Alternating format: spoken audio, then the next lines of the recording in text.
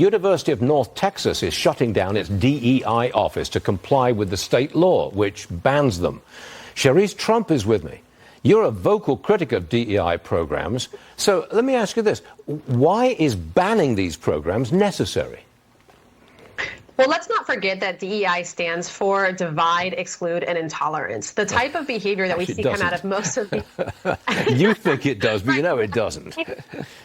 They say it stands for diversity, equity, and inclusion, but we know that most of the policies that are coming out of these departments are incredibly exclusive, actually, of most students, and they do shut down students' free speech rights. They usually weaponize harassment policies and bias reporting systems to target and investigate and discipline students for their constitutionally protected speech. So this is very good news for the students at University of North Texas, which has a long history of corrupt DEI practices where speakers have been shouted down and sometimes even physically assaulted. It's a very unfriendly campus to speech, so it's a good sign to see that Texas is taking a stand on these issues. Okay, we've got a new poll, and it shows Republicans are losing interest in the war on woke.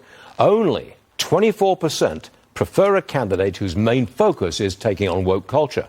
65% want a candidate who goes for law and order.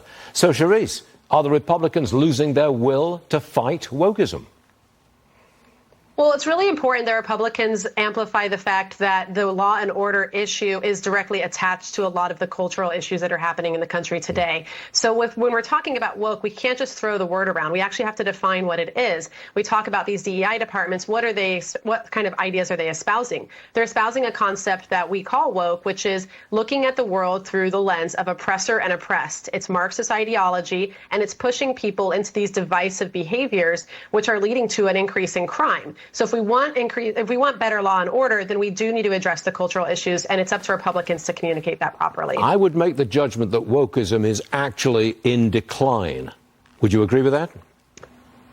That's the hope. You know, we see states like Texas pushing back on these issues, but we need to make sure we keep going all the way. We can't just stop at eliminating DEI departments. We actually need to investigate universities and other institutions that have these insidious practices that are built into their policies. It's going to take a while. Cherise Trump. Yeah. Are you any relation, by the way? No relation. I just had to ask. Cherise Trump, no relation. Thanks for joining us this morning. We appreciate it. Thanks, Cherise.